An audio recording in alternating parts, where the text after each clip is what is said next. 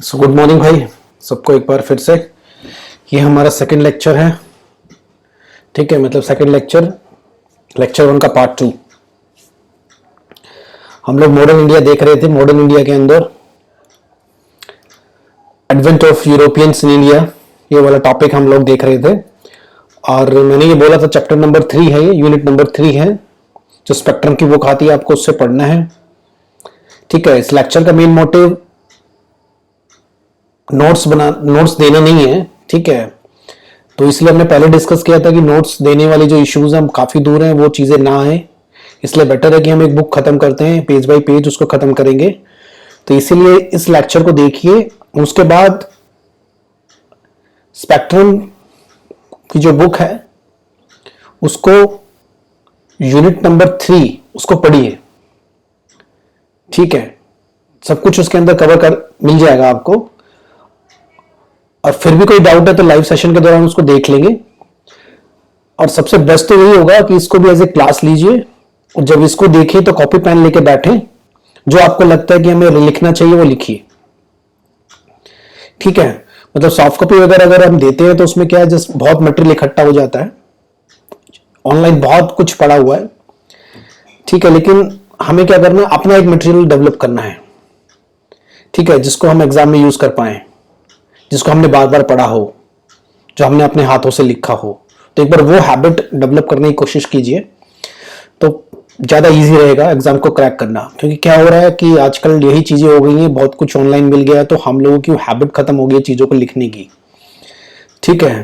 तो लिखिए, copy pen लेके लिखिए, लिखने की कोशिश कीजिए, ठीक है। लिखोगे तो आधा काम तो वहीं हो जाता है कि एक बार आपने लिखा तो दिमाग में वही चीज़ें समझ में आने लगेगी।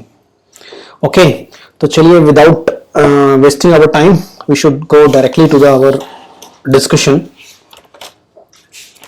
तो हम लोगों ने देखा था कि भारत में यूरोपियन आए, तो उसके पहले हम लोगों ने देखा था कि वो यूरोपियन भारत में क्यों आए, ठीक है। मेन फोकस उस लेक्चर का वही था। और लास्ट में जब खत्म कर रहे थे तो हमने एक यूरोपियन जो सबसे पहले आए थे, वो सबसे लास्ट में गए, वो कौन थे, पुर्तगीज यानी पुर्तगाली, उसका हमने थोड़ा सा देख लिया था, ठीक है। उसके बारे में हम लोगों ने देख लिया था।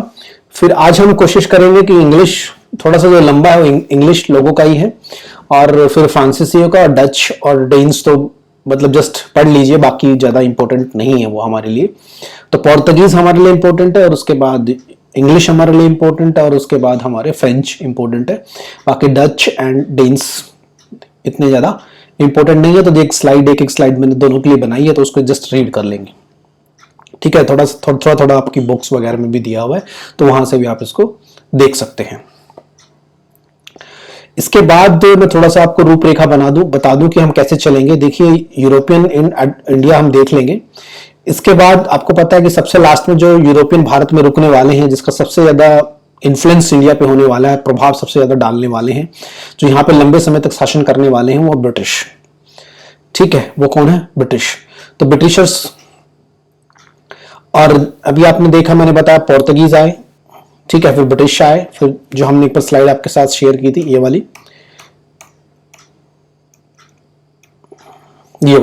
तो Portuguese, British, Dutch, Danish and French. इसको याद रखिएगा, ये पूछा जाता है सीक्वेंस वाइज भी। तो पोर्तुगीज सबसे पहले आए, उसके बाद आप देखेंगे ब्रिटिशर्स, और उसके बाद ये डच एंड डैनिश, और लास्ट में फ्रेंच। तो ये लोग बहुत जल्दी निकल जाएंगे। पोर्तुगीज भी आपने देखा इनका डिक्लाइन हो गया। तो लास्ट में जो टशल बचेगा ब्रिटिश और फ्रेंच का बचेगा। इसमें जो जीतेगा इंडिया पे वही राज करेगा। आपको पता ही है, फाइनली ब्रिटिशर्स इसमें जीतते हैं, ठीक है। फाइनली ब्रिटिशर्स इसमें जीतते हैं, और जब ब्रिटिशर्स इसको जीत लेते हैं, ठीक है, तो वो कंपनीज जो एक ट्रेडर्स की तरह आए थे, वो यहाँ पे राज करने की कोशिश करते हैं। तो उस लिहाज से सबसे पहला जो इंपॉर्टेंट सूबा उनको मिलता है वो है बंगाल, ठीक है। तो उसको अक्वायर करने के लिए, मतलब अपनी मोनोपोली एस्टैब्लिश करने के लिए, पहले तो ब्रिटिशर्स को फ्रेंच से लड़ना पड़ेगा। और जब फ्रेंच के साथ लड़ाई लड़ेंगे उनको कार्नेटिक वॉर बोला जाता है। 3 कार्नेटिक वॉर लड़ते हैं, लास्ट वाली बैटल ऑफ वेंडी वॉश बोलते हैं। और उस वेंडी वॉश में ब्रिटिशर्स फ्रेंचियों का वॉश कर देते हैं, तो वहां से फ्रेंच खत्म, फ्रांस वहां से खत्म। फिर ब्रिटिश इंडिया पे जब अपना आधिपत्य स्थापित करना चाहते हैं तो भारत के इतिहास में सबसे बड़ी बैटल, मतलब बैटल तो नहीं बड़ी तो नहीं बोलोगे, टर्निंग पॉइंट बोलोगे। अगर शायद वहां पे ब्रिटिशर्स नहीं जीतते तो उनका राज्य यहां पर ना होता। ठीक है, तो उसमें सबसे पहला नंबर आता है बैटल ऑफ पलासी और उसके बाद आता है बैटल ऑफ बक्सर। ठीक है, बैटल ऑफ पलासी 1757 और बैटल ऑफ बक्सर 1764। ठीक है, ये इनको मिल जाती हैं, जीत जाते हैं और वहां से फिर ये भारत में अपना साम्राज्य विस्तार करना शुरू करते हैं, एक्सपेंशन स्टार्ट करते हैं। ओके, तो 1767 से इनको बंगाल मिल जाता है, बंगाल से स्टार्ट करते हैं ये पूरा भारत में फैलना। आई बात समझ में, पूरे भारत में फैलना। 1767 से लेकर 1857 तक ये भारत में अपने आप को फैलाते हैं, एस्टैब्लिश करते हैं। ठीक है, 1857 के बाद क्या होता है, इनका फैलाना खत्म और भारतीय लोग इनके अगेंस्ट खड़े हो जाते हैं। 1857 की हमारी क्रांति, वहां से हम देखेंगे आजादी के जो मूवमेंट्स हुए वो वहां से स्टार्ट होंगे। 1857 का क्रांति, उसके बाद कांग्रेस की स्थापना, उसके बाद जो इंपॉर्टेंट मैं बस बता रहा हूं, जैसे उसके बाद एस्टैब्लिशमेंट ऑफ कांग्रेस, उसके बाद आपका आता है ये 1905 का बंगाल पार्टीशन, उसके बाद मेन इवेंट गांधी के आने के बाद एनसीएम, उसके बाद सीडीएम, उसके बाद भारत छोड़ो आंदोलन मतलब क्विट इंडिया मूवमेंट। सबसे इंपॉर्टेंट, कभी क्वेश्चन मिस नहीं करती यूपीएससी और बड़े बड़े एग्जाम में इससे क्वेश्चन आता ही है। उसके बाद आता है अपना कैबिनेट मिशन और कॉन्स्टिट्यूएंट असेंबली मतलब संवैधानिक सभा बैठती है, अपना संविधान बनाने का काम स्टार्ट करती है। फिर माउंटबेटन प्लान और भारत का विभाजन और भारत आजाद। तो इस सीक्वेंस से हम चलेंगे। तो ठीक है, पहले हमने एडवेंट ऑफ यूरोपियन देखा। एडवेंट ऑफ यूरोपियन के बाद हम देखेंगे कि इन यूरोपियन में सबसे ज्यादा ताकतवर कौन सी शक्ति बाहर निकल के आती है, ब्रिटिशर्स। फिर ब्रिटिशर्स का अपने भारत पे अलग अलग जगह पे अतिक्रमण। तो उस चीज को देखने के लिए हमें एक बार थोड़ा सा पीछे और जाना पड़ेगा कि आखिर भारत में उस समय कौन कौन राज्य कर रहे थे। ये तो पता ही है, मुगल 1707, तो मुगल के आसपास, तो मुगल जो लेटर मुगल है ना वो हमें देखने पड़ेंगे। ठीक है, तो थोड़ा थोड़ा हर एक मुगल के बारे में जो जो इंपॉर्टेंट पॉइंट रहेंगे बस आई विल रीड इट। ठीक है, रीड करूंगा, बस वो आपको याद रखना है। तो मुगल के बारे में पता चल जाएगा। फिर मुगल के बाद कहां कहां पर कौन कौन से राज्य, किस कौन कौन शक्तियां हैं वो देखेंगे। वो देखने के बाद हम लोग फिर ब्रिटिश का एक्सपेंशन देखेंगे, फिर स्टार्ट करेंगे 1857 क्रांति से लेते हुए आखिर में भारत के आजाद होने तक। तो ये सीक्वेंस रहेगा, जिसे दिमाग में बिठा लीजिए। ठीक है, सबसे पहले 1700 या 1500 से लेकर भारत में मतलब जो लेटर मुगल है, आखिर के जो मुगल हैं उनका साम्राज्य देखेंगे, कहां कहां पर कौन कौन राज्य कर रहा है और कैसा राज्य है उनका। ठीक है, मुगलों का और छोटे छोटे जो शक्तियां हैं भारत देश के अंदर वो देखनी है। उसके बाद इनका यूरोपियन का एडवेंट और इनमें से जो शक्ति सबसे ज्यादा बाहर निकल के आएगी वो देखनी है। उसके बाद ब्रिटिशर्स ही मतलब उन्हें उभर के आएंगे। उसके बाद उनका एक्सपेंशन भारत में, फिर 1857 क्रांति और फिर हम देखेंगे भारत के जो आंदोलन होते हैं आजादी के लिए। ठीक है, ये सीक्वेंस रहेगा हमारा इस हिस्ट्री को कंप्लीट करने के लिए। तो बीच का तो मैं दोबारा डिस्कस नहीं करूंगा क्योंकि बहुत लंबा हो जाएगा ये। अगर फिर भी डाउट है तो आप लाइव सेशन में पूछिएगा और नहीं तो एक प्रीवियस लेक्चर को एक बार दोबारा देख लीजिए। ठीक है, तो हम चलते हैं लास्ट में जहां देख रहे थे मतलब पोर्तुगीज वाला। तो मैंने आपको ये स्लाइड बना के दी थी ये वाला कि टाइमलाइन है भाई, आप इस हिसाब से देख लीजिएगा कि Vasco da Gama, Pedro Alvares Cabral Portuguese governor, Francisco de Almeida, Afonso de Albuquerque, Nuno de Cunha, decline of Portuguese और इंपैक्ट ऑफ पोर्तुगीज। अगर इनके बारे में आप थोड़ा थोड़ा जान लीजिए, अगर आप इनके ऊपर कुछ कुछ बोल पाते हैं तो मतलब आपको काम हो गया, आपका एडवेंट ऑफ पोर्तुगीज वाला आपने पोर्शन कर लिया है। थोड़ा सा मैं रिवाइज कर देता हूं, पहले भी आप देख लीजिए। हमने देखा था कि जो पोर्तुगीज आए थे तो दो मेन इनके मोटिव थे। मैंने आपको बताया था एक स्लाइड के अनुसार, यहीं से स्टार्ट किया था कि उनके क्या मेन मोटिव है, इकोनॉमिक मोटिव है और रिलीजियस मोटिव है। ठीक है, तो इकोनॉमिक भी है और रिलीजियस भी है। इकोनॉमिक तो समझ में आ गया होगा किस तरह से, रिलीजियस भी देखिए मतलब दे वांट टू क्या बोलते हैं कि प्रमोट क्रिश्चियनिटी, मतलब क्रिश्चियन धर्म है, ईसाई धर्म है, उसको फैलाना चाहते थे और बहुत शिद्दत से उसके लिए काम भी किया। ये चीज आगे वालों में मतलब ब्रिटिशर्स में मिसिंग है, ठीक है। तो शायद इसीलिए वो यहां पे रह पाए, है ना। ये चीज ध्यान में रखिएगा कि सबसे सेंसिटिव चीज समझ में भी आती होगी, अब तो आप इतने बड़े हो गए हैं, धर्म है, रिलीजन है, ठीक है। आप रिलीजन को लेके किसी को भी जोड़ सकते हो, तोड़ सकते हो। तो अगर उस पे कोई अटैक करेगा ना किसी के रिलीजन पे, तो बहुत जल्दी रिटेलिएशन मिलता है, बहुत जल्दी रिएक्शन मिलता है। तो वो काम भाई लोगों ने किया। तो शायद एक रीजन मैं समझता हूं कि बहुत बड़ा रीजन है ये कि ये लोग यहां से क्यों चले गए, इनका पतन क्यों होता है। तो ज्यादा focus they started main focusing on, मतलब ट्रेड तो कर ही रहे हैं, ठीक है वो भी है, लेकिन साथ साथ पैरेलल इनका फोकस रिलीजन पे भी रहा कि क्रिश्चियनिटी को प्रमोट करना है। मुस्लिम से परेशान है तो उनको प्रोसिक्यूट करना है, मतलब सताना है। स्टार्टिंग में तो दिमाग में वो रहा कि मुस्लिम को सताना है, बाद में जाके हिंदुओं को भी परेशान करना स्टार्ट कर दिया, ठीक है। तो ये इनके मेन रीजंस कह सकते हो कि डिक्लाइन करना स्टार्ट हुआ। अगर थोड़ा पीछे से देखें, आपने देखा होगा कि इनके साथ जेsuit क्या बोलते हैं, जेस्यूट्स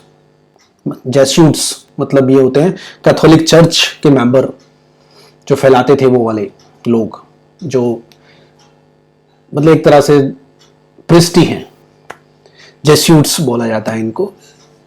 कैथोलिक चर्च वाले लोग हैं, रॉयल कैथोलिक चर्च सोसाइटी के जो मेंबर्स हैं, जो हमने वो ज़ेवियर देखे थे, सिमिलर लोग।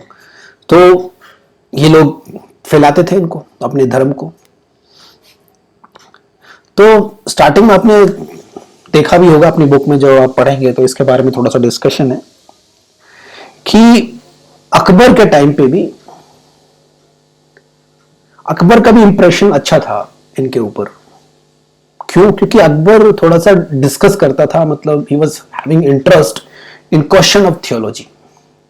ओके, थियोलॉजी के क्वेश्चन डिस्कस करने में उसको मजा आता था, अकबर को भी, ठीक है। थियोलॉजी क्वेश्चंस का मतलब क्या होता है, धर्म के क्वेश्चंस को लेकर डिस्कस करने में उसको थोड़ा मजा आता था, ठीक है। तो उसने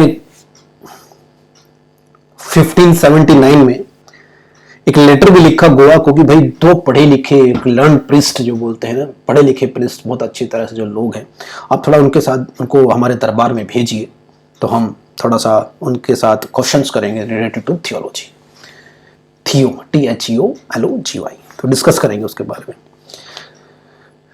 तो भाई ये चीज देख के उन्हें लगा यार काम बन गया कि अकबर ही जो इस देश का सम्राट है वही हम लोगों को बुला रहा है और क्रिश्चियनिटी पर डिस्कस करेगा, है ना। क्रिश्चियनिटी पर डिस्कस करेगा तो एक उनको लगा, दिमाग की बत्ती जल गई। हमें लग रहा है कि जो राजा है, कहते ना मन में लड्डू फूटा, कि शायद राजा अकबर को, मतलब सम्राट अकबर को और उससे रिलेटेड जो उसके कोर्ट के मेंबर्स हैं, जो उसके दरबार के लोग हैं, हम तो उनको क्रिश्चियनिटी में क्रिश्चियंस बना देंगे, धर्म परिवर्तन तो कर ही देंगे।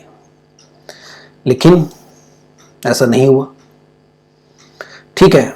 तो एक बार मतलब जैसे मैंने बताया आपको 1579 में बुलाया गया, ठीक है। 83 तक कोर्ट में वो लोग रहे, ऐसा हुआ नहीं, लेकिन द डिस्कस्ड, मतलब थियोलॉजी के बारे में डिस्कस हुआ, लेकिन कन्वर्जन नहीं हुआ।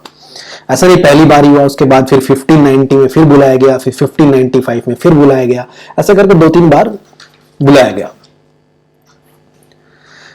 तो डिस्कशन हुआ, लेकिन ऐसा कोई कन्वर्जन वगैरह नहीं देखने को मिलता है।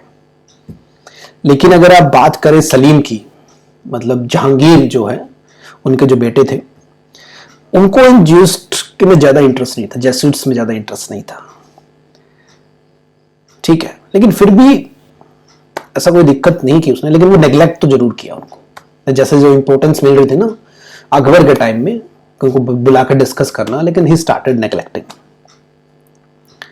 लेकिन इतना बुरा भी फिर भी नहीं हुआ। अगर आप देखते हैं तो 1606 में चर्च भी बना लाहौर के अंदर, 1608 में, ठीक है, करीबन 20 लोग, बैप्टिज्म बोला जाता है, BAPTISM। बैप्टिज्म में क्या होता है, जैसे हमारे यहाँ सत्संग होता है तो सत्संग का कोई नाम लेता है तो क्या करते हैं, एक सेरेमनी होती है ना, उसमें उस बंदे को नाम दिया जाता है, गुरु नाम दिया जाता है। ऐसी बैप्टिज्म है जिसके अंदर एक मेंबर, कोई भी आदमी एक चर्च का मेंबर बनता है और उसको उसके हिसाब से एक नाम भी दिया जाता है।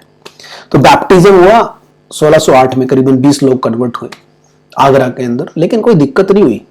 मतलब जैसे प्रिस्ट थे ऐसे ही घूम रहे थे वो, प्रिस्ट मतलब पादरी ऐसे ही घूम रहे थे जैसे वो पुर्तगाल में घूमते हैं। इतनी लिबर्टी थी at the time in the time of Mughal. लेकिन धीरे धीरे क्या हुआ कि देखा गया जो पोर्तुगीज वायसराय है ना, काफी एरोगेंट है। हमने बताया ना क्या करते थे, काफी एरोगेंट है। मतलब तुमने देखा था जो उसके डिक्लाइन के टाइम सही बिहेवियर नहीं है, मुस्लिम के खिलाफ इंटॉलरेंस है, बाद में हिंदूज के खिलाफ भी, यहाँ की लड़कियों से शादी कर रहे हैं, जबरदस्ती हो रही है। तो इन चीजों से रिफ्ट मतलब दरार, तकरार जो बोलते हैं, दरार बन गई मुगल में और पोर्तुगीज में। ठीक है, मुगल्स में और पोर्तुगीज में। आई बात समझ में? तो ये सब एक तरह से ना कह सकते हो कि initially Akbar was very happy or impressed with his Portuguese because of their interest in discussion of theological questions. But later on, Salim neglected them, and still you can say the behavior, arrogancy of the Portuguese viceroy or Portuguese governors created the rift between Portuguese and Mughals.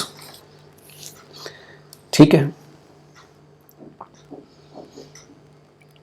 ये सब हम लोगों ने देख लिया था। तो just मैं back of the day the story बता रहा था और कुछ नहीं। इनके इम्पैक्ट आप लोगों ने देखे ही। ठीक है, इसके इम्पैक्ट जो तो मैंने सीधे सीधे लिख दिए यहाँ पर, जो है कि मिशनरी स्कूल्स वगैरह बन रहे हैं, डिस्कशन हो रहा है हमारे इंडस वैली सिविलाइजेशन जो बोला जाता है कि हिंदी में बोलते हैं सिंधु घाटी सभ्यता के बारे में पढ़ रहे हैं, मतलब इतना पढ़ रहे हैं मिशनरीज लोग। पोर्तुगीज ने यहाँ पे प्रिंटिंग प्रेस लेके आए, बाइबल छपी कन्नड़ में, मलयालम में, टबैको लेके आए, टमाटो लेके आए। ठीक है, मतलब अगर मेजर क्रॉप्स याद रखना है तो याद रखेगा टी, टबैको, टमाटो, पोटैटो और चिली। ठीक है, ये चीज ध्यान में रखिएगा, टबैको, टमाटो, पोटैटो और चिली। इसके लिए इस पे क्वेश्चंस आ जाते हैं, तो ज्यादातर ऑप्शंस में बस ये चार ही घूमते हैं। कौन कौन से? टबैको, तंबाकू, टमाटो, टमाटर, पोटैटो, आलू, चिली, हरी मिर्च। तो ये लोग लेके आए, तो उस हिसाब से ध्यान में रखिएगा इन ऑप्शंस को। इसके अलावा आप लोग, मतलब ये तो इम्पैक्ट मैंने अच्छे अच्छे वाले लिख दिए। इसके बाद आप पढ़ लीजिएगा थोड़ा सा, आपकी वो बुक में लिखा हुआ है इन चीजों से पहले कि भाई वो शिप्स हमारे पास नहीं थे ऐसे ऐसे, मतलब हमारे मतलब मुगल उस समय के पास नहीं थे।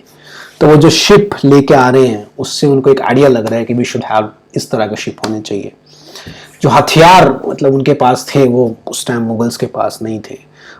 जो वो कवच लड़ने के लिए पहनते थे, जैकेट जो बोल सकते हैं आज के टाइम में, वो उनके पास नहीं थी। तो वो चीज़ें भी मतलब धीरे धीरे सीख रहे हैं लोग, जो पोर्तुगीज़ के पास थी, इंडियन वालों के पास नहीं था। फिर उनसे सीखा उन लोगों ने, मराठा वगैरह ने भी सीखा, और बाद में आगे के युद्ध में चीज़ों को यूज़ किया। बंदूक जो है, हम लोग तलवारों से ही लड़ रहे हैं, वो बंदूकों से लड़ रहे हैं। तो इस तरह से वो चीज़ें, मतलब वो भी इम्पैक्ट है पोर्तुगीज़ का यहाँ पे लेके जो आ रही हैं। हाँ, ये भी कह सकते हो कि भाई एक तरह से फर्स्ट पावर है पोर्तुगीज, शक्ति है जो सी रूट से यहाँ पहुंच रहे हैं।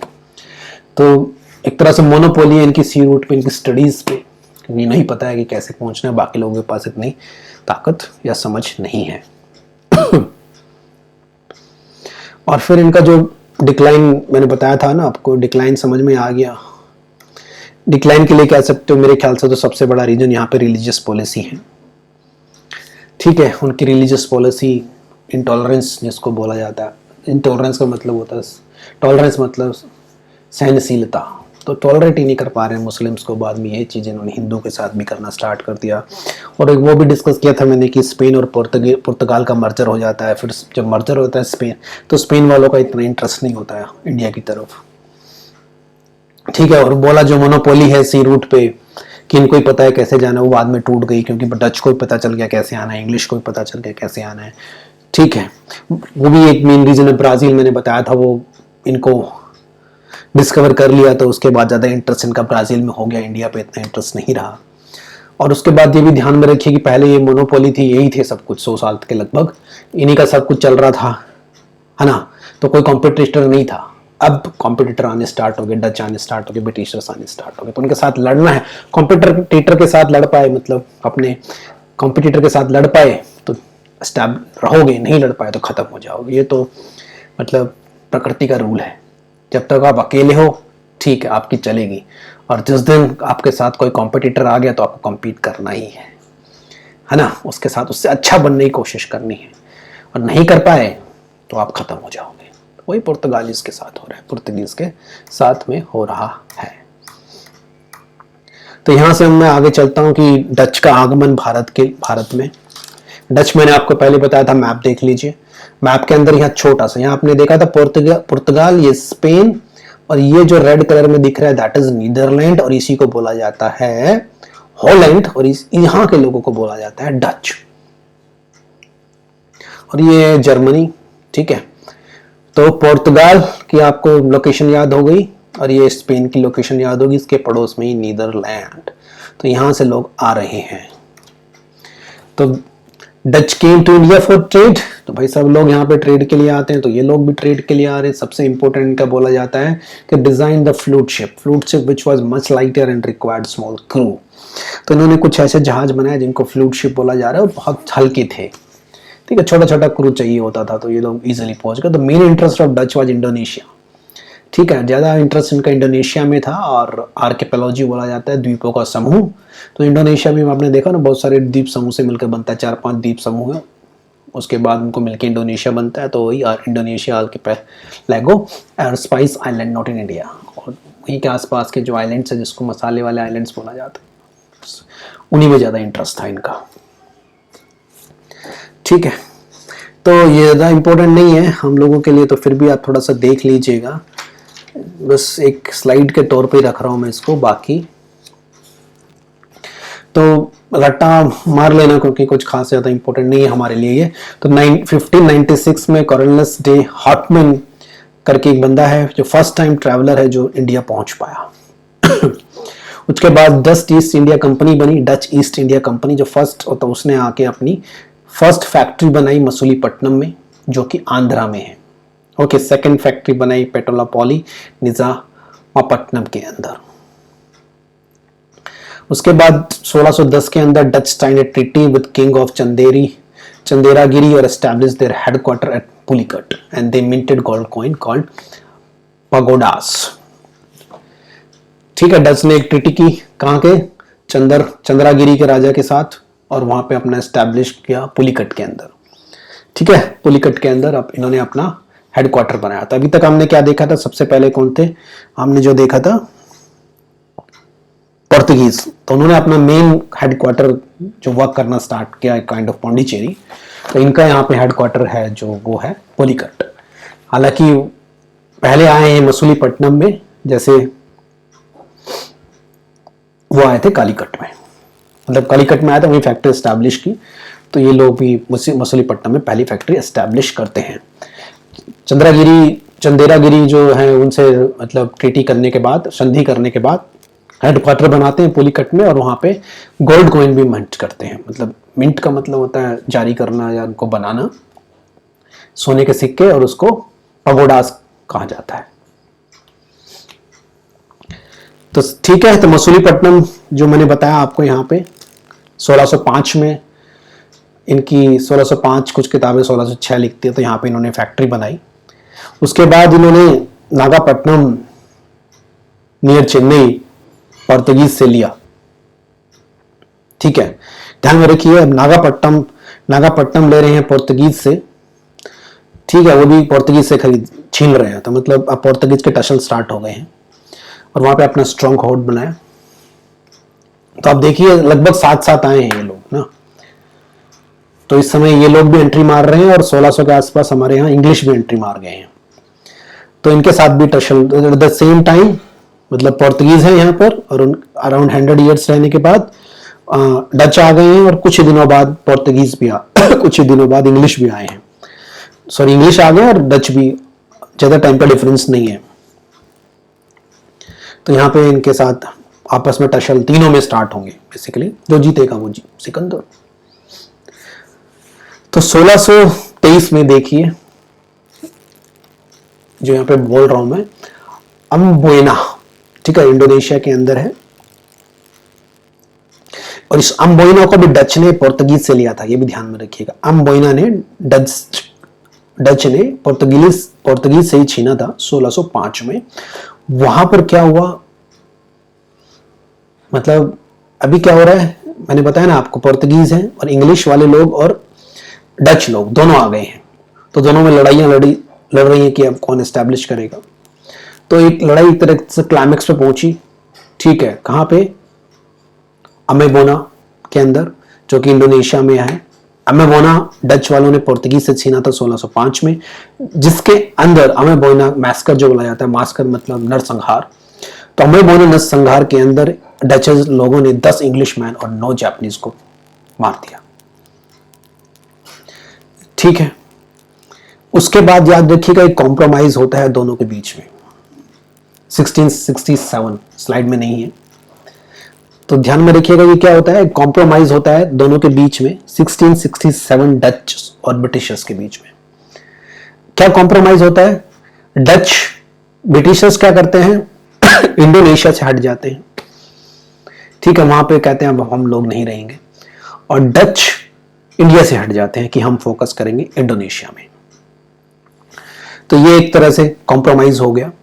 तो वहां थोड़े दिन ये चलता है, ठीक है, थोड़े दिन ये चलता है। क्या चल रहा है, एक कॉम्प्रोमाइज दोनों के बीच, ब्रिटिशर्स के बीच और डच के बीच। ब्रिटिशर्स कहते हैं हम इंडोनेशिया से हट जाते हैं, और डच कहते हैं हम इंडिया से हट जाते हैं, ठीक है।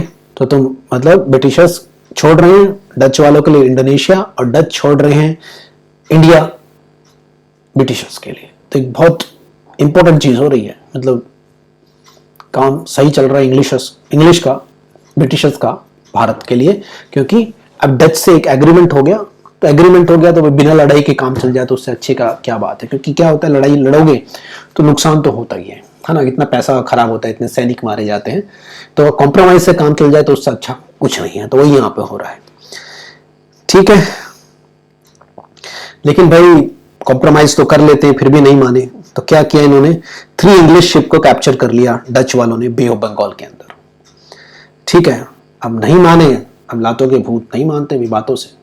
कॉम्प्रोमाइज किया था, नहीं माने, फिर भी क्या किया डच वालों ने, इंग्लिश शिप को कैप्चर कर लिया डच लोगों ने बे ऑफ बंगाल में। तो इस चीज से परेशान होकर 1759 के अंदर, ठीक है, इस चीज से परेशान होकर 1759 के अंदर एक डिसिसिव, मतलब एक लड़ाई लड़ी गई, भयंकर लड़ाई, जिसको बोला जाता है बैटल ऑफ बेदारा, और इसको बैटल ऑफ हुगली भी बोलते हैं, क्योंकि हुगली में ही हुई। और हुगली और बेदारा is kind of thing in Bengal, जिस बैटल ने निर्णायक जो लड़ाई बोलते हैं ना, ending the Dutch power in India, और उसको खत्म कर दिया, ending the Dutch power in India. Okay, तो डच के लिए आप क्या याद रखेंगे, मसूलीपट्टनम में आए, आंध्र प्रदेश जो आज का है, 1605 में। नागापट्टनम लिया चेन्नई से, पोर्तुगीज से लिया, छीना गया, वहां पे अपना अच्छा स्ट्रॉन्ग होल्ड बनाया। इस समय इंग्लिश भी आ गए थे, डच भी आ गए थे, आपस में लड़ रहे थे, ठीक है। एक एग्जाम्पल हमें देखने को मिलता है, अम्बोयना इंडोनेशिया के अंदर, जहां पे डच लोगों ने 10 इंग्लिश मैन और 9 जापानीज लोगों को मार दिया, ठीक है। अम्बोयना मैस्कर जिसे बोला जाता है, मैस्कर नरसंहार। उसके बाद चलते वहां पे एक 1667 के अंदर एक कॉम्प्रोमाइज होता है कि ब्रिटिशर्स और डच के बीच, कि ब्रिटिशर्स कहते हैं कि हम लोग इंडोनेशिया में एंट्री नहीं करेंगे, अब आप डच लोगों जो करना है करो। डच बोलते हैं कि हम इंडिया में एंट्री नहीं करेंगे, इंडोनेशिया हमारे लिए छोड़ दो। लेकिन ऐसा कुछ खास होता नहीं है, नहीं मानते हैं, मतलब मानते हैं 1667 में हुआ है, तो बीच में कुछ ना कुछ तो टसल चल ही रहे हैं। तो 1667 से लेकर 1759, करीबन देखिए कितना साल हो गया, करीबन 100 ईयर्स होने वाला, 90 ईयर्स के आसपास टाइम है। उसमें जाके ये लोग कॉम्प्रोमाइज चल ही रहा है, इतने आराम से काम चल ही रहा है। लेकिन 90 ईयर्स के बाद क्या, लगभग 90 ईयर्स के बाद क्या हो रहा है, कि कुछ शिप्स को डच वालों ने पकड़ लिया बे ऑफ बंगाल के अंदर, जिसको छुटाने के लिए डिसिसिव निर्णायक लड़ाई लड़ी गई, जिसको बैटल ऑफ बेदारा या बैटल ऑफ हुगली बोला जाता है, जिसको डच पावर को इंडिया में खत्म कर दिया इंग्लिश ने। Dutch power in India started declining by beginning of 18th year. Dutch could not withstand the stiff competition of Portuguese and English and thus left India. Corruption was also main issue. There was no headquarter in India. Every matter was controlled from Batavia, currently Indonesia. तो वो बोलते हैं कि भाई 18वीं शताब्दी में लगभग ये लोग चले गए, डच का जो कंपटीशन था पोर्तुगीज और इंग्लिश के साथ था, तो उनके साथ ये टिक नहीं पाए।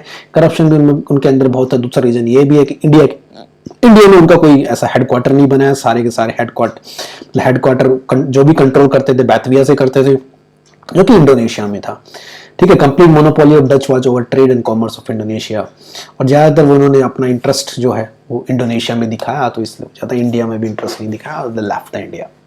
Okay, understood. तो फर्स्ट पोर्तुगीज छोड़ के गए, लेकिन फिर भी दीव, दमन और क्या बोलते हैं, दीव, दमन और गोवा में लास्ट तक रहे 1961 तक, और यहाँ पे डच लोग तो बहुत जल्दी छोड़ के चले गए। अंडरस्टूड। तो यहाँ तक समझ में आ गया आपको। आगे चलते हैं, एडवेंट ऑफ डैनिश यानी डेनमार्क। तो मैप में देख लीजिए वापस, पुर्तगाल, स्पेन, यहाँ पे हमने देखा था नीदरलैंड, और जस्ट थोड़ा सा उसके ऊपर है डेनमार्क।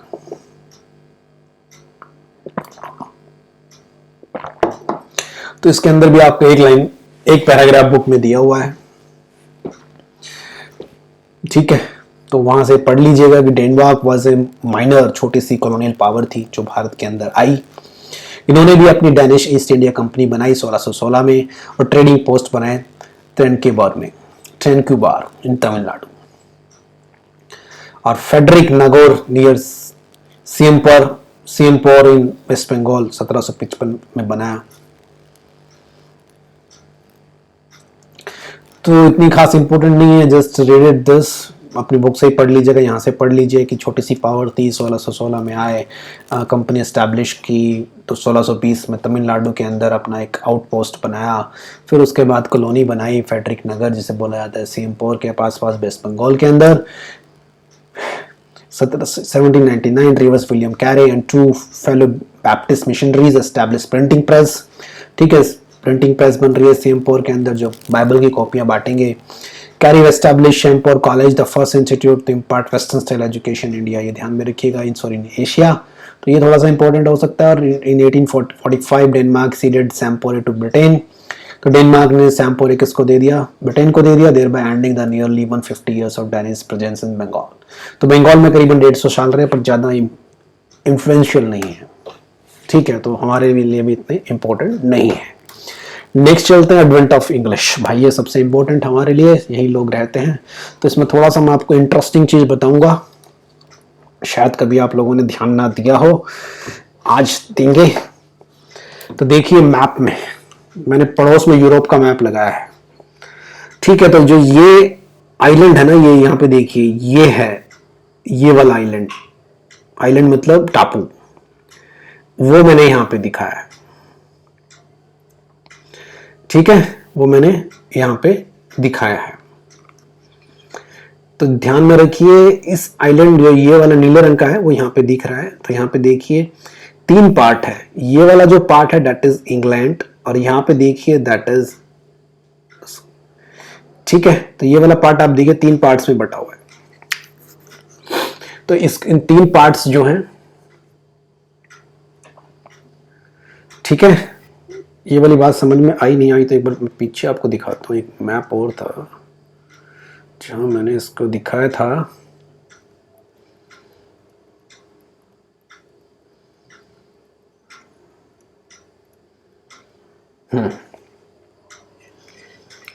यहां पे क्लियर दिख रहा है वो 3 पार्ट,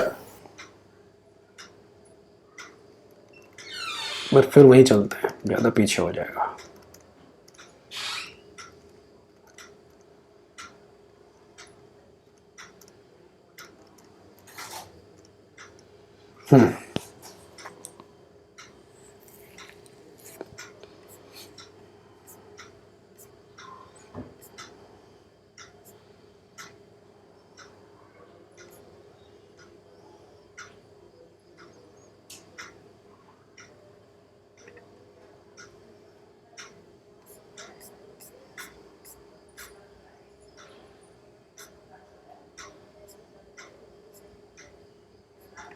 ठीक है, चलो यही देखते हैं।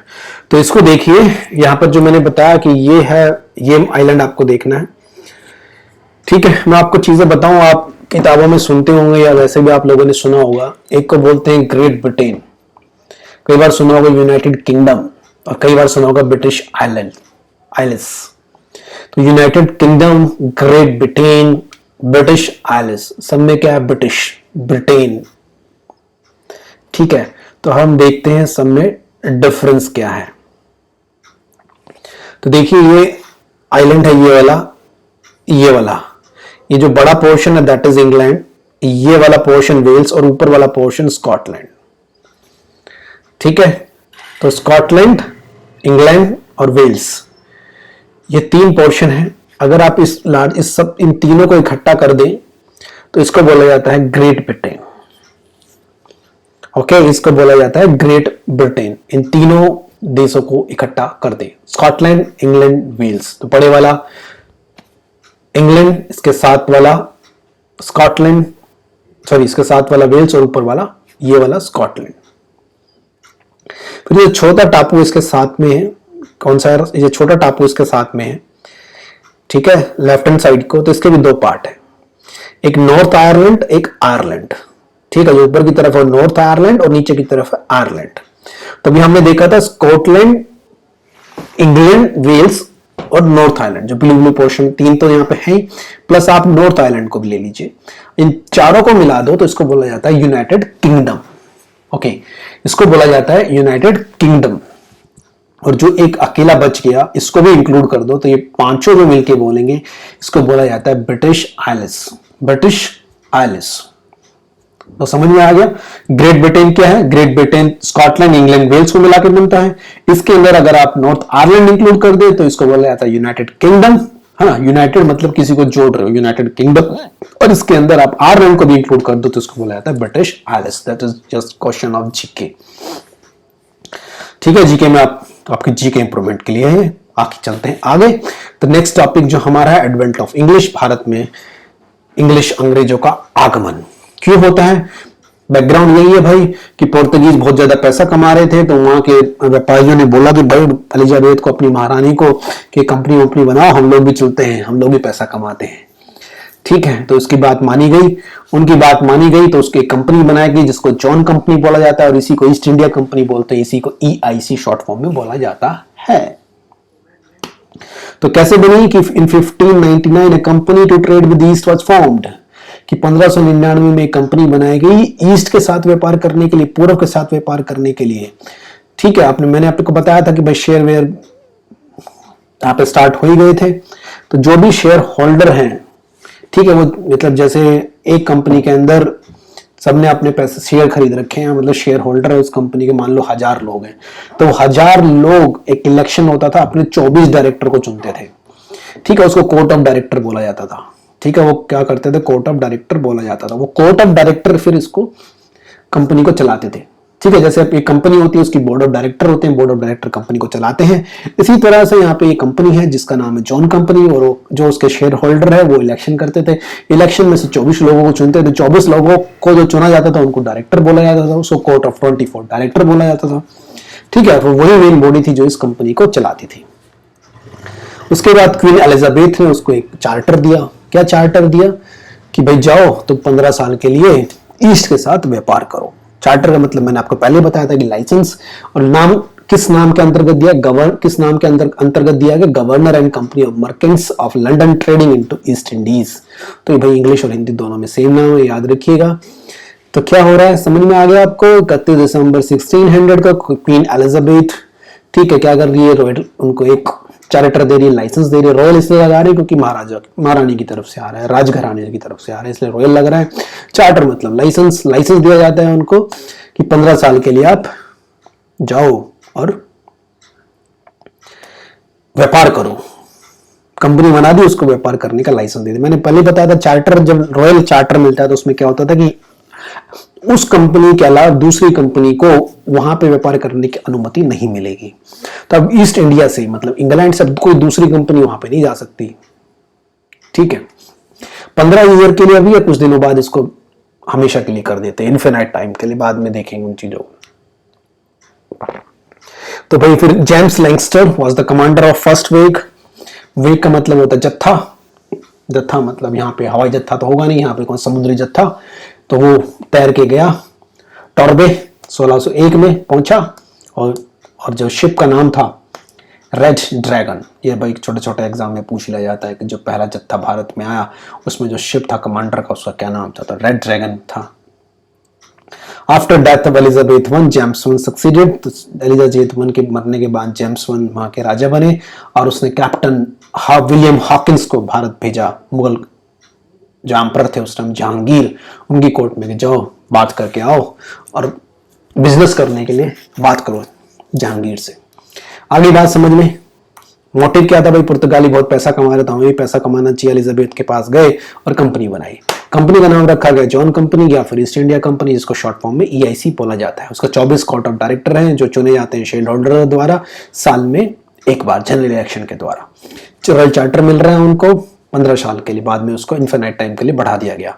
पहला जत्था आता है भारत की तरफ जिसका नाम है जो मतलब कमांडर है जेम्स लैंगस्टर, और शिप का नाम जो शिप है उसका नाम है रेड ड्रैगन। बाद में जब जेम्स वन राजा बनते हैं तो विलियम हॉकिंस को जहांगीर की कोर्ट में भेजते हैं कि जाओ वहां पे बिजनेस के लिए राइट्स की बात करो। अंडरस्टैंड, तो इतना समझ में आ गया। नेक्स्ट हम बात करते हैं कैप्टन विलियम हॉकिंस, जो 1608 में भारत आते हैं। तो the Hawkins was the first Englishman to set foot on Indian soil 24 August 1608। He came in ship name Hector. ठीक है, तो हेक्टर शिप के अंदर ये लोग आए, इसका नाम छोटे छोटे कुछ एग्जाम से पूछ लिया जाता है, बहुत फैक्चुअल जहां पूछते हैं। तो बस इतना याद रखिएगा, इंग्लिशमैन आ रहे हैं भारत जिसका नाम है कैप्टन विलियम हॉकिंस। सूरत आते हैं और वहां से कहां पे जाने की कोशिश करते हैं, आगरा। आगरा में वहां पर उस समय कोर्ट हुआ करती थी, राजधानी थी किसकी, जहांगीर की, तो वहां उनको जाना है। ठीक है, किसको जाना है, हॉकिंस को।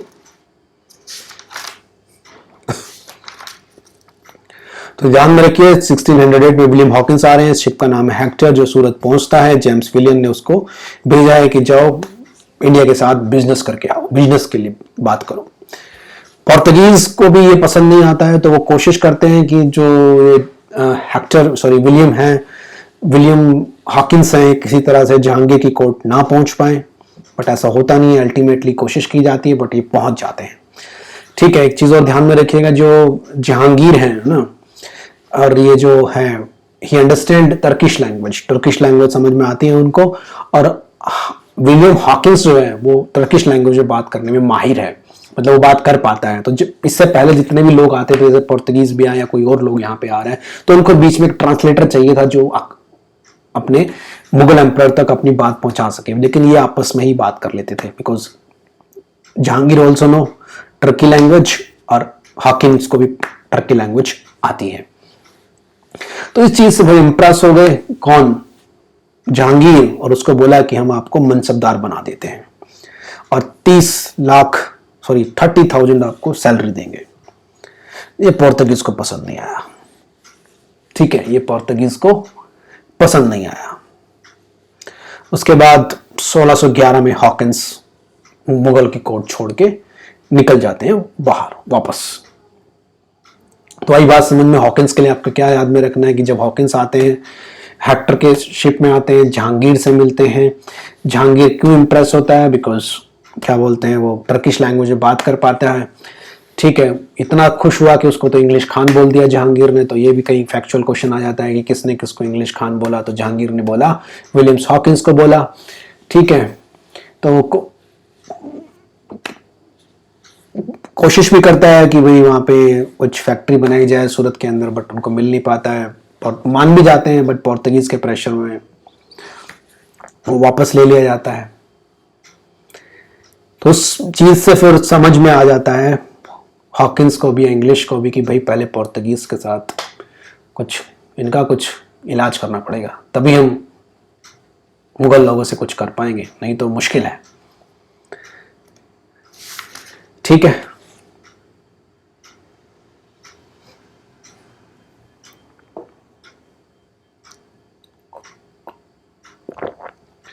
उसके बाद ध्यान में रखिए एक चीज और मैं आपको यहीं पे बता देता हूं कि यहां तक कोशिश करते थे ना पोर्तुगीज लोग इंग्लिश शिप को नहीं एंट्री करने देते थे सूरत में।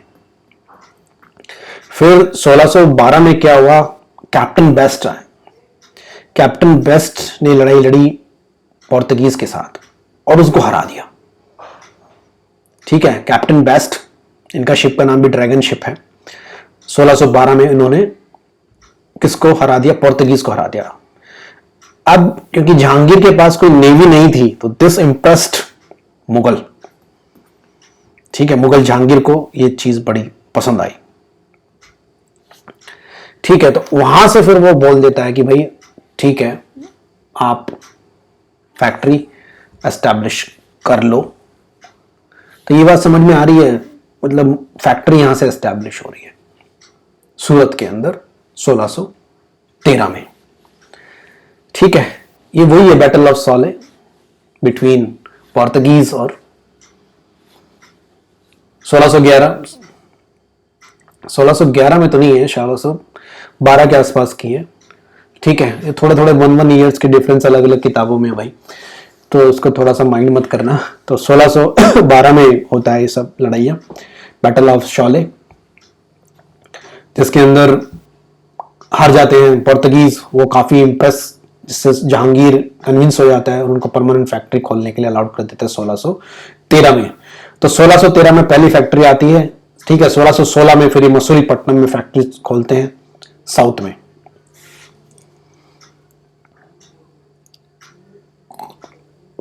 1615 के अंदर सर थॉमस रियो भी भारत भेजे जाते हैं और जो जिनसे परमिशन मिल जाती है, जितना भी मुगल का अंपायर है वहां पे अपनी फैक्ट्री खोल सकते हैं। और ये ध्यान में रखिएगा, अब यहां पे देख रहे हो आप, पहले पोर्तुगीज के साथ खुश हैं मुगल अंपायर, लेकिन यहां पे नेवी नहीं थी, ब्रिटिशर्स ने उनको हरा दिया, ही वॉज हैप्पी। मतलब एक रीजन नहीं होता है, इसके अलावा और भी रीजन थे कि ये पायरेसी बहुत करते थे, समुद्री डकैत जो बोलते हैं ना, वो लोग थे पोर्तुगीज, तो उससे बड़े परेशान थे मुगल लोग। ठीक है, तो ये बड़ा एक कन्फ्लिक्ट था मुगल और पोर्तुगीज के बीच। और इवन 1613 में तो हद ही कर दी, पोर्तुगीज कैप्चर्ड मुगल शिप ले लिए भाई लोगों ने, जिसमें बहुत सारे मुस्लिम्स को पकड़ लिया। इस चीज से परेशान होके मुगल एम्परर ने मुकर्रब खान को भेजा, ठीक है, जिसने उसको हराया और उनसे कंपनसेशन भी लिया। उसके बाद शाहजलान जो करके आए, उन्होंने तो फिर सारे इनसे छीन लिए, जितने भी एडवांटेज इनको मिल रहे थे सब इनसे पोर्तुगीज से छीन लिए। और ये भी ध्यान में रखिए कि पोर्तुगीज भाई लोग स्लेव का भी ट्रेड करने लगे थे, हिंदू और मुस्लिम बच्चों का। शाहजहां ने ऑर्डर दिया, बंगाल के गवर्नर उस समय थे काशिम खान, पोर्तुगीज के अगेंस्ट। ठीक है, फिर उनको वहां से भगा दिया बंगाल से। तो ये सब कहानी पोर्तुगीज की है जो पैरेलली हो रही है जब इंग्लिश वाले लोग आ रहे हैं।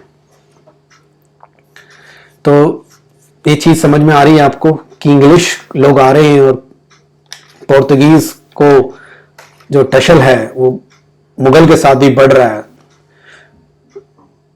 ठीक है, मुगल के साथ ही बढ़ रहा है। तो जो एक तरह से लड़ाई लड़नी थी ब्रिटिश को और पोर्तुगीज को, वो मुगल लड़के साफ कर दे रहे हैं उनको, है ना, मुगल लड़के उनको साफ कर दे रहे हैं। तो इंग्लिश को एक तरीके से बहुत फायदा हो रहा है। कौन लड़ रहे हैं? मुगल भगा दे रहे हैं पोर्तुगीज को, इंडिया से हेल्प कर रहे, एक तरह से साफ करने में। अपने आप भी लड़ रहे हैं, लेकिन पोर्तुगीज की जो पॉलिसीज है उनको लेके मुगल भी परेशान है, पायरेट्स को लेके परेशान है, जो वो पायरेट्स मतलब समुद्री डकैत को लेके परेशान है। फिर जो मैंने बताया कि स्लेवरी हो रही है, दास प्रथा है, बच्चों को बेच रहे हैं, हिंदू बच्चे मुस्लिम बच्चे उनको बेच रहे हैं, उनसे परेशान हैं। तो अपने अपने गवर्नर को भेज रहे हैं और वो उनको खत्म कर रहे हैं, भगा रहे हैं इंडिया से। तो फायदा अल्टीमेटली इंग्लिश को हो रहा है, बिकॉज इंग्लिश से वो ब्रिटिशर्स से मुगल इंप्रेस होते जा रहे हैं। तो एक बात समझ में आ रही है कि ब्रिटिशर्स ज्यादा फोकस नहीं कर रहे हैं किस पे, रिलीजन पे। वो लोग थोड़ा ज्यादा फोकस कर रहे थे।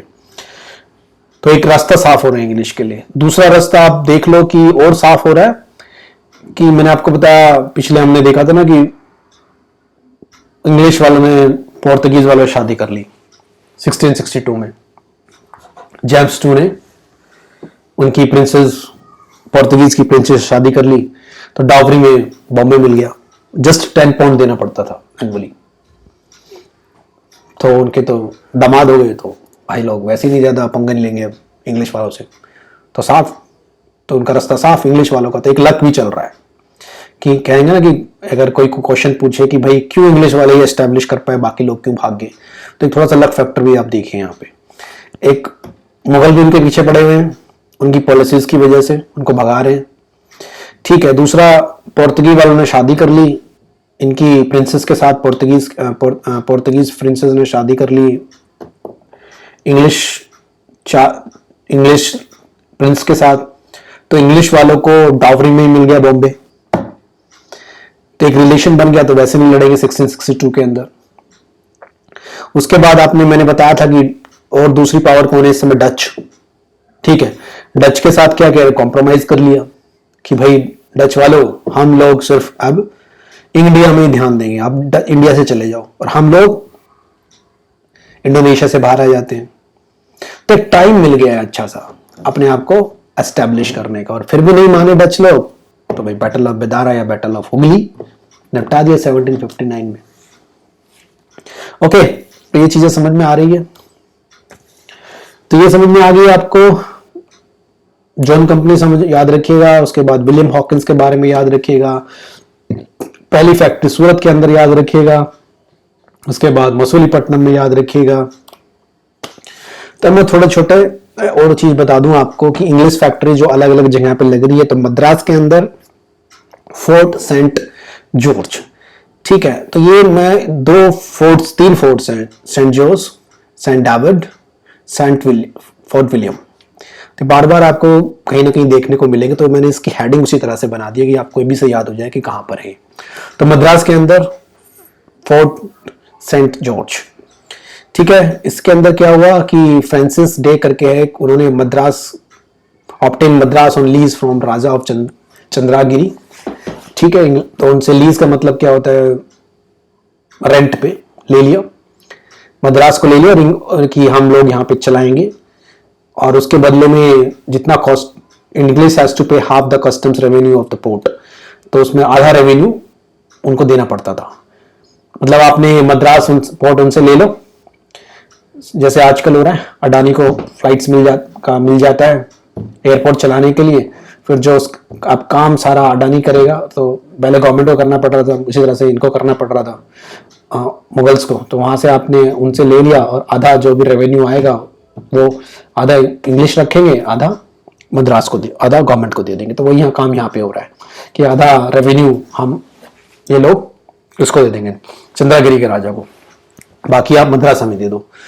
तो उसके चलते इनको धीरे धीरे समझ में आने लगा कि ऐसे काम नहीं चलेगा। तो ये क्या करते थे, पहले फैक्ट्री, मैंने आपको बताया फैक्ट्री के काइंड ऑफ वायर हाउस ही था, कोई ऐसा स्टोर रूम है ऐसा कुछ नहीं, और इंग्लिश जो ऑफिशियल है वो लोग वहाँ पे रहते हैं, उनका ऑफिस है।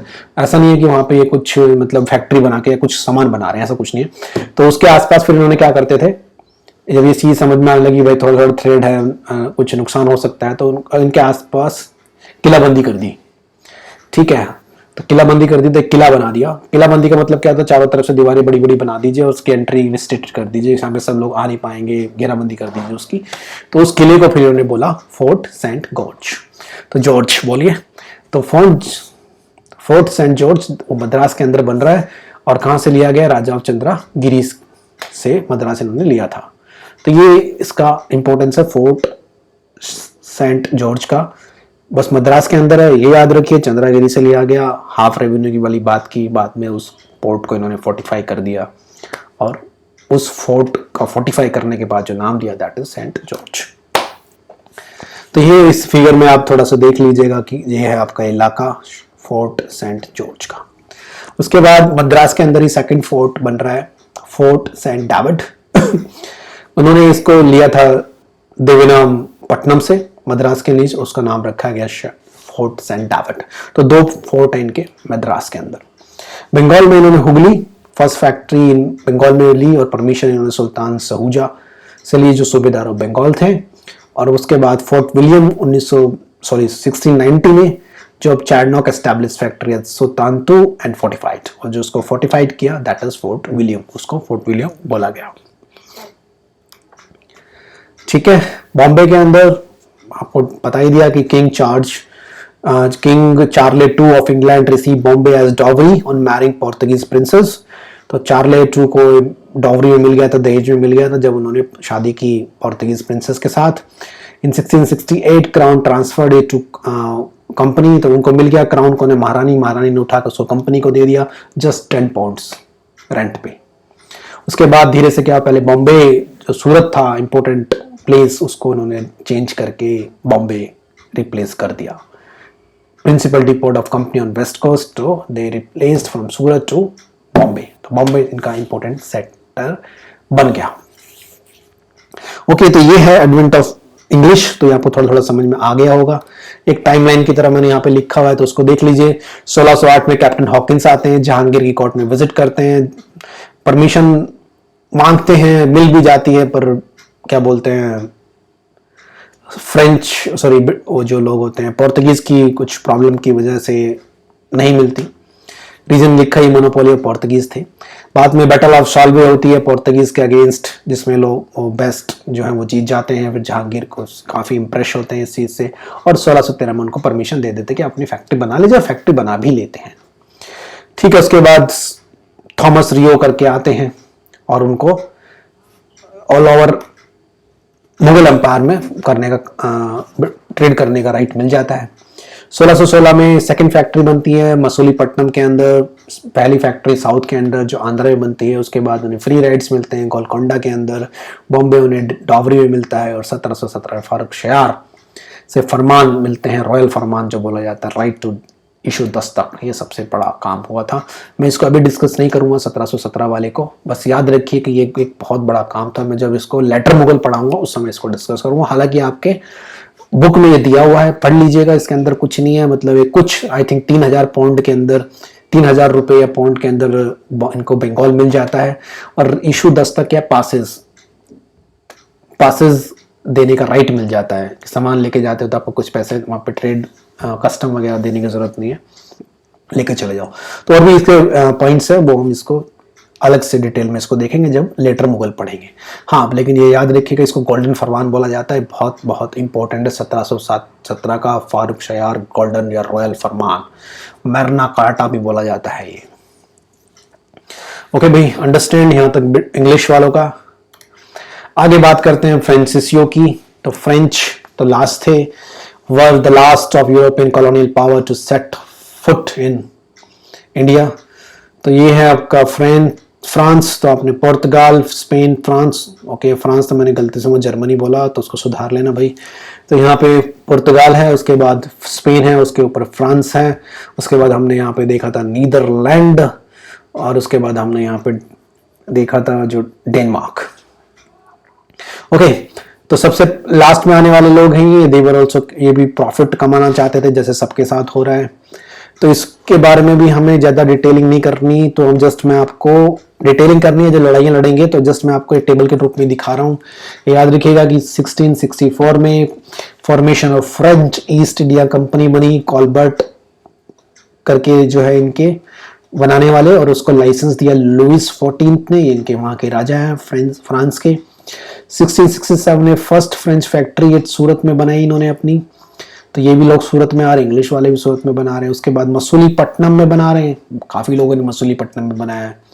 Francisco Martin received the village as a grant from king of Bijapur Sher Khan Lodi and founded its Pondicherry which merge as French capital. तो ये ध्यान में रखिएगा, फ्रेंच कैपिटल बन रही है पौंडीचेरी। ओके, सबसे पहले कौन थे भाई? पोर्तुगीज। ठीक है, उन्होंने ज़्यादा ध्यान दिया गोवा पे, एक तरह से उनकी कैपिटल मान सकते हो वही है। उसके बाद कौन है? इंग्लिश, उन्होंने ज़्यादा ध्यान दिया सूरत पे, तो उनकी वो फैक्ट्री, उसके बाद उसको बॉम्बे ले गए। उसके बाद कौन? उसके बाद आप ज़्यादा इंपॉर्टेंट हमारे लिए फ्रेंच, तो उनकी कैपिटल भी पौंडीचेरी। उसके बाद एक पुलिकट वाले थे, और उसके उनसे पहले है ना जो ट्राइन में कॉर्क वाले थे। तो यहाँ तक ध्यान में रखा। फर्स्ट फैक्ट्री सूरत, सेकंड फैक्ट्री मसूलीपट्टनम, और उसके बाद पौंडीचेरी इनको मिल रही है, फ्रेंच कैपिटल की तरह इसको डेवलप कर रहे हैं। ठीक है। 1674 received a site and build it as a town Chandranagar near Calcutta. 1693 में डच स्नैच्ड पौंडीचेरी छीन लिया जाता है, लेकिन उसके बाद भी ट्रीटी ऑफ रेस्टविक से वापस मिल जाती है इनको। अदर फैक्ट्री माहे, यमन, कराईकल, बालासोर और कासिम बाजार वगैरह ये लोग भी एस्टैब्लिश करते हैं। तो देखो जैसे ब्रिटिशर्स एस्टैब्लिश करते थे, इनकी भी काफी अच्छी फैक्ट्री अलग अलग जगह पे बन रही है, जैसे ब्रिटिशर्स बना रहे हैं। तो लास्ट में जाके ये दोनों पावर ही भारत में रह जाती हैं। ठीक है। इन दोनों के बीच टसल होगा। अब जो यहाँ से जीतेगा वो खड़ा होगा भारत के आगे के राज्य के लिए। तो ऑटोमेटिकली ये दोनों लड़ेंगे। उन दोनों इनकी लड़ाइयों को बोला जाता है कर्नाटिक वॉर्स। भारत के अंदर 3 लड़ी जाती हैं कर्नाटिक वॉर, और इसके अंदर फ्रेंच मतलब फ्रांसीसी लोग हार जाते हैं, और वहां से उभरता है इंग्लिश। फिर इंग्लिश जब ये लोग इन लड़ाइयों को जीत जाते हैं, तो फिर भारत में जाके ये 2 महत्वपूर्ण लड़ाइयां, टर्निंग पॉइंट जिसको बोला जाता है, इंग्लिश लड़ते हैं, बैटल ऑफ पलासी और बैटल ऑफ बक्सर। ठीक है। Battle of Plassey, battle of Buxar. तो वहां से ये अपना एक्सपेंशन स्टार्ट करते हैं इंग्लिश लोग भारत के अंदर, जो चलता है 1857 तक। 1857 के बाद हम फिर देखेंगे अपने आज़ादी के मूवमेंट्स। तो यहाँ पे जो एक इंटरेस्टिंग फैक्ट है इनके लिए मैं लेके आऊँ आपके लिए ये मैप। ये आज का मैप है। देखिए, ये देखिए पौंडीचेरी है, ये कराईकल है, ये माहे है और ये यमन है। ठीक है। जो काफ़ी इंटरेस्टिंग चीज़ मैं आपको बताने वाला हूँ, ध्यान में रखिएगा। यमन, पौंडीचेरी, कराईकल, माहे, ये सारे के सारे क्या हैं? केंद्र शासित प्रदेश। और ये वही राज्य है जहां जहां पर फ्रांसीसी रहे। ठीक है। लेकिन जो इंटरेस्टिंग चीज ये है, ये तो पौंडीचेरी है ही है, ये भी पौंडीचेरी है, ये भी पौंडीचेरी और ये भी पौंडीचेरी है। एक बार यूपीएससी में ऐसा क्वेश्चन आया, मैप बना के 4 डॉट दिए गए थे और पूछा गया था ये कौन सा स्टेट है, तो आंसर इज पौंडीचेरी। स्टेट जगह अलग अलग है, अलग अलग लोकेशन है, पर स्टेट का नाम एक है। नाम क्या है? पौंडीचेरी। ठीक है। अलग अलग जगह क्या है? यमन, पौंडीचेरी, कराईकल एंड माहे।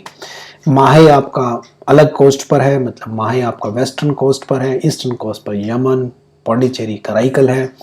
याद रखिएगा, माहे आज के केरला में है, पौंडीचेरी और कराईकल तमिलनाडु के यहाँ है, और यमन आपका आंध्रा के यहाँ है। ठीक है। ये इंपॉर्टेंट है। इस पे मतलब अच्छा जी का टाइप क्वेश्चन बन सकता है, इसलिए उस चीज को मैंने यहाँ पे अलग से मैप में दिखाया। ओके। उसके बाद चंद्रनगर आप देखिए कोलकाता के यहीं पर है, बालासोर आप देखेंगे तो उड़ीसा के आसपास है। अंडरस्टूड। तो यहां तक हम लोगों ने अभी देखा। तो यहां से हमारा खत्म होता है एडवेंट ऑफ यूरोपियन। तो आप इस पूरे को लेक्चर को आप एक बार दोबारा देख लीजिए, और अपनी बुक से जो है स्पेक्ट्रम वाली बुक से पढ़ लीजिए। अभी हम नेक्स्ट लेक्चर में देखेंगे टसल। ठीक है। मतलब कार्नेटिक वार्स देखेंगे, बैटल ऑफ बक्सर देखेंगे और बैटल ऑफ पलासी देखेंगे। ठीक है। देखते हैं, ये देखेंगे। और फिर जो मैंने बताया आपको, एक लेटर मुगल वाला चैप्टर भी मतलब हमें देखना पड़ेगा, वो यहाँ पे आपके स्पेक्ट्रम में नहीं दिया हुआ, उसको मैं डेवलप करूंगा अलग से। तो वो देखना है कि कौन कौन से राजा उस समय मतलब मुगल कहाँ कहाँ तक फैले हुए थे, और कौन कौन से, इसके अलावा कौन सी शक्तियाँ थी। उनको पढ़ेंगे तभी समझ में आएगा कि इंग्लिश को किस किस के साथ लड़ना है और उनको किस किस को हराना है, तब वो पूरे इंडिया पर कब्जा करेंगे। ठीक है। तो एक अंडरस्टैंडिंग वहाँ से अच्छे से डेवलप होगी। ठीक है। तो मेरा मोटिव मतलब आपको लोगों को समझ में आना चाहिए हम क्या पढ़ने वाले हैं और क्यों पढ़ने वाले हैं। तो अगला मोटिव क्या करने वाले हैं कि भारत में कौन सी शक्ति सबसे इन चारों शक्तियों से उभर के बाहर आएगी? ब्रिटिश। तो वो पढ़ना है कर्नाटिक वॉर, फ्रांसीसियों को हरा के। ठीक है। उसके बाद वो क्या करेगी? भारत पे राज्य अपना स्थापित करेगी। तो उससे पहले हमें क्या पता होना चाहिए कि भारत पे कौन कौन से अलग अलग राजा या मुगल कहाँ कहाँ पर फैले हुए हैं। ठीक है। वो देखेंगे। फिर उसके बाद ये अपना शासन फैलाएंगे पूरे भारत पे 1857 तक, 1767 से लेकर 1857 तक 100 साल लगेगा इनके भारत को पूरी तरह से एक्वायर करने के लिए। वो करने के बाद फिर हम आ जाएंगे 1857 पे, जो सीधा सीधा फिर आपको समझ में आने लगेगी बातें। यहाँ से तो थोड़ा थोड़ा सा बोरिंग रहता है, लेकिन 1857 के बाद आप सबको काफ़ी इंटरेस्टिंग लगेगा। लेकिन यहाँ पे भी हम कोशिश कर रहे हैं कि आपको इतना बोरियत महसूस ना हो। चलिए यहाँ पर हम छोड़ते हैं। तो थैंक यू सबको, थैंक यू वेरी मच।